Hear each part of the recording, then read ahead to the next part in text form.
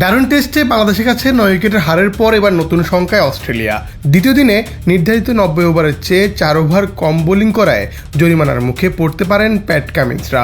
শুধু জরিমানা নয়, কাটা যেতে পারে বিশ্ব টেস্ট চ্যাম্পিয়নশিপের গুরুত্বপূর্ণ 4 পয়েন্টও। ডারউইনে বাংলাদেশের কাছে হারের ধাক্কা সামলানোর আগেই অস্ট্রেলিয়া শিবিরের নতুন সংখ্যা। ধীরগতির ওভার রেটের কারণে বড় অঙ্কের জরিমানার মুখে পড়তে পারেন প্যাট কামিন্স সহ দলের সব খেলোয়াড়। Gold's Gym across 30 plus countries with over 700 plus locations worldwide. Train anywhere, belong everywhere. দ্বিতীয় দিনে নির্ধারিত 90 ওভারের জায়গায় অস্ট্রেলিয়া বোলিং করেছে 86 ওভার, অর্থাৎ ঘাটতি 4 ওভারের। আইসিসির নিয়ম অনুযায়ী টেস্টের প্রতি ঘন্টায় 15 ওভার করে বোলিং করতে হয়। নির্ধারিত ওভার থেকে প্রতি ওভার কম হলে ম্যাচ ফির 5% জরিমানা করা যেতে পারে। অস্ট্রেলিয়ার প্রতিটি খেলোয়াড়েরই ম্যাচ ফি $20,000 অস্ট্রেলিয়ান ডলার।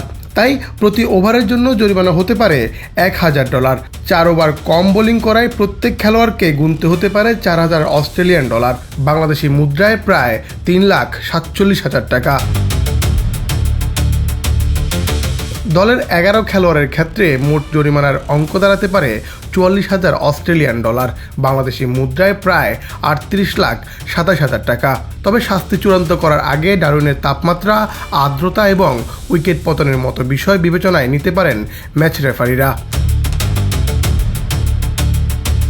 সবচেয়ে বড় দুশ্চিন্তা অবশ্য বিশ্ব টেস্ট চ্যাম্পিয়নশিপের পয়েন্ট নিয়ে। শাস্তি হলে অস্ট্রেলিয়ার 4 পয়েন্ট কেটে নেওয়া হতে পারে। বর্তমানে 84 পয়েন্ট নিয়ে শীর্ষে থাকা অস্ট্রেলিয়ার জন্য যা হতে পারে বড় ধাক্কা।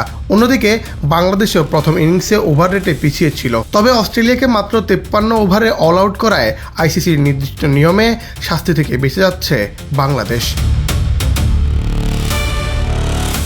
অর্থাৎ ডারউইনে হারের পর অস্ট্রেলিয়ার সামনে এখন আরেক পরীক্ষা, জরিমানা থেকে বাঁচতে পারবেন কি না কামিন্সরা, নাকি বিশ্ব টেস্ট চ্যাম্পিয়নশিপের মূল্যবান 4 পয়েন্টও হারাতে হবে অজিতের।